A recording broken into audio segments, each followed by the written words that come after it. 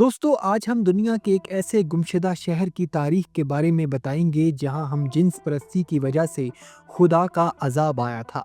कई सौ साल बाद बिलाखिर साइंसदानों को इसका सुराग मिला तो दीवारों पर क्या शर्मनाक बात लिखी थी, जानकर आप भी तौबा पर मजबूर हो जाएंगे। इस शहर का नाम पोम्पेई है, जिसको गुनाहों का शहर भी कहा जाता है।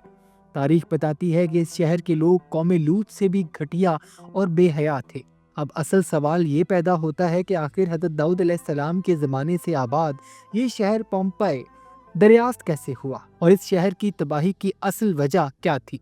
अब वक्त ज़ाया किए बगैर अपनी वीडियो का बाकायदा आगाज़ करते हैं। दोस्तों, आपको ये जानकर हैरत होगी कि इस पोम्पेई शहर, जिसे गुनाहों का शहर भी कहा जाता है, जिसकी दरियाफ्त एक हादसे के तहत हुई थी। आर्कियोलॉजिस्ट गुज़श्ता 2000 सालों से ज़मीन के मुख्तलिफ गोशों से इस शहर की खोज लगाने में मसरूफ थे, लेकिन बदकिस्मती से इस मिशन में कामयाब ना हो सके। असल में इस शहर को हज़रत दाऊद अलैहिस्सलाम के ज़माने से मंसूब किया जाता है, जो कि अपने अहद के मारूफ और तरक्की याफ्ता शहरों में से एक था। लेकिन खुदा जाने इसको किसकी नज़र लग गई कि वो ना सिर्फ तबाह होते हुए अपने पीछे एक इबरत अंगेज दास्तान छोड़ गया, बल्कि हर किसी को ये दर्स भी दे गया कि जगह जी लगाने की दुनिया नहीं है, ये इबरत की जा है, तमाशा नहीं है। यह 18वीं सदी का तस्करा है, जब इटली के एक बंजर इलाके के मकीन किसान ने इस इलाके में पानी के हसूल के लिए कुआं खोदने का प्लान किया। दौरान खुदाई अगरचे इस गड्ढे से पानी तो ना मिल सका, मगर वो अनजाने में एक ऐसे शहर की दरियाफ्त का सबब बन गया जिसको ढूंढने के लिए गुज़श्ता 2000 सालों से कोशिशें जारी थी। जब इस किसान ने खुदाई के दौरान महसूस किया कि इसके कुएं से कुछ ऐसी चीजें बरामद हो रही हैं जिनको देखकर ऐसा लगता है जैसे शायद नीचे कोई बस्ती आबाद रही हो, किसान ने इसका तस्करा अपने दोस्त से किया, जिसकी इत्तला पर जब आसार कदीमा वालों ने इसकी खुदाई की तो उनकी हैरत की इंतहा न रही कि अब तक जिस शहर को ढूंढते हजारों साल बीत गए, वो अचानक कैसे दरियाफ्त हो गया। खुदाई के बाद इसके बारे में किए जाने वाले इंकशाफात ने दुनिया की तवज्जो अपनी तरफ मबजूल करवा ली, जो कि कभी रोमन एम्पायर के बड़े तिजारती मराकज़ में से एक था, जिसकी तामीर 7वीं सदी कबल अज़ मसीह बताई जाती है। इस शहर के खंडरात को देखते हुए अंदाज़ा होता था कि इसके मुकीन अपने अहद के महज़्ज़ब तकाज़ों से पूरी तरह आगाह थे।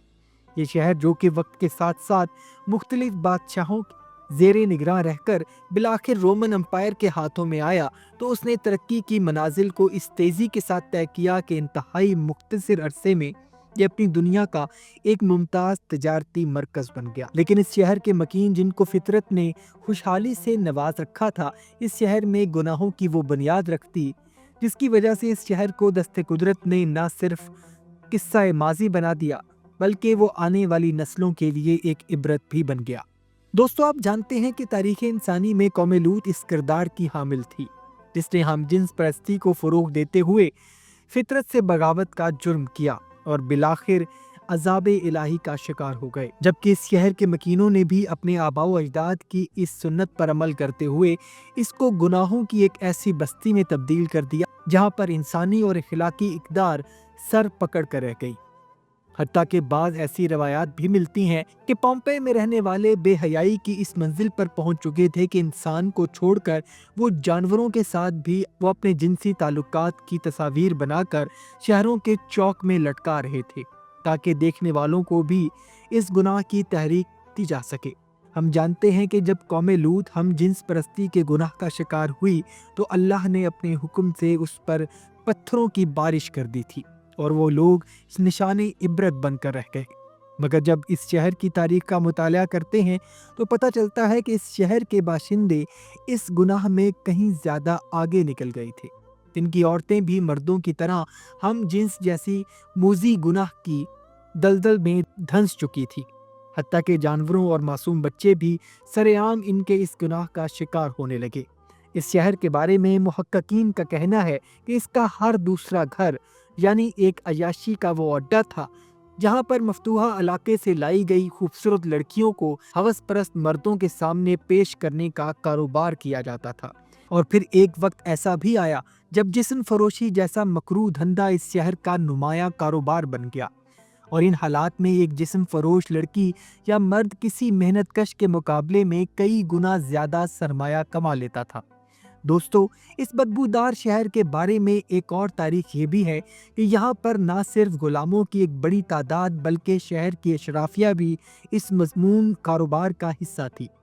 روایات یہاں تک ملتی ہیں کہ اس شہر کا حاکم طبقہ بھی جسم فروشوں کی دلالی جیسا گندا کام کرنا اپنے لیے باعث عزت سمجھتا تھا۔ پیارے دوستو، اس شہر کے مکین اس قدر گر چکے تھے کہ ماضی و حال میں ان کی کوئی دوسری مثال نہیں ملتی۔ اس شہر کی کھدائی سے جو تصاویر حاصل ہوئی ہیں وہ اس قدر بیہودہ اور اخلاق باختہ تھیں کہ کوئی بھی شخص ان کو دیکھنا یا رکھنا پسند نہ کرتا۔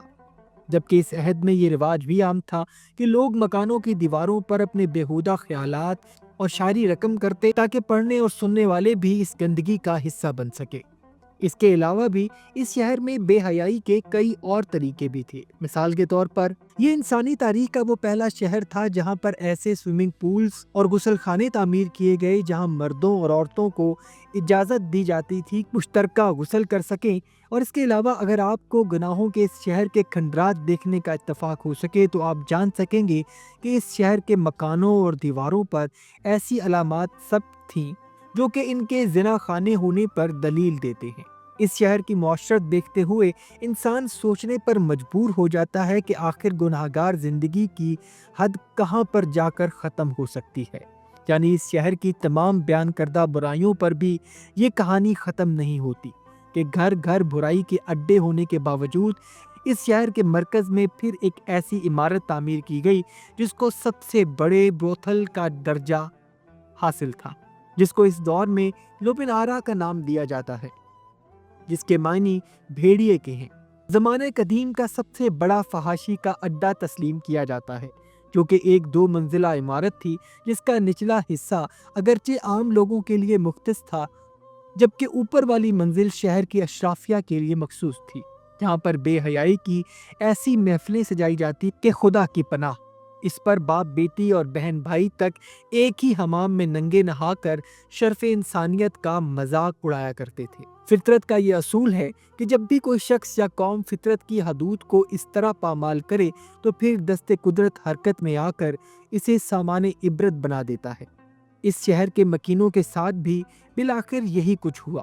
جب وہ ایک دن اپنے معمول کے مطابق انہی رنگ رلیوں میں مصروف تھے کہ ان کے پڑوس میں اچانک ایک آتش فشاں نے غضبناک ہوتے ہوئے آگ اگلنا شروع کر دی، جس کی بدولت راکھ اور دھوئیں آسمان کی وسطوں میں پھیل گئے۔ لیکن کچھ ہی دیر کے بعد انہوں نے اس شہر پر یوں یلغار کی کہ لمحوں میں اس شہر کی 20,000 سے زائد آبادی اس آگ کی خوراک بن گئی۔ جبکہ کچھ لوگوں نے سمندر کے راستے اپنی جان بچانے کی کوشش کی، لیکن اب بہت دیر ہو چکی تھی۔ آتش فشاں کے دہکتے ہوئے لاوے نے انہیں بھی نگل لیا، اور قیاس کیا جاتا ہے کہ عذاب الہی کے نتیجے میں اس شہر کا کوئی بھی شخص زندہ نہ بچ سکا۔ اور جب 1748 میں اتفاقیہ طور پر اس کی دریافت ہوئی تو حیرت انگیز طور پر یہ شہر اور اس کے مکینوں کی لاشیں اس حالت میں ملیں جیسے کہ فطرت نے درس عبرت دینے کے لیے برسوں تک ان کی حفاظت کی ہو۔ دوستو، امید ہے کہ آپ کو آج کی ویڈیو بھی پسند آئی ہوگی۔ اگر ویڈیو پسند آئی ہے تو ویڈیو کو لائک اور شیئر ضرور کیجیے گا، اور جاتے جاتے چینل کو سبسکرائب کر کے ہماری حوصلہ افزائی بھی کر دیجیے۔ اپنا اور اپنے گھر والوں کا بہت سا خیال رکھیے گا۔ وما علینا الا البلاغ المبین۔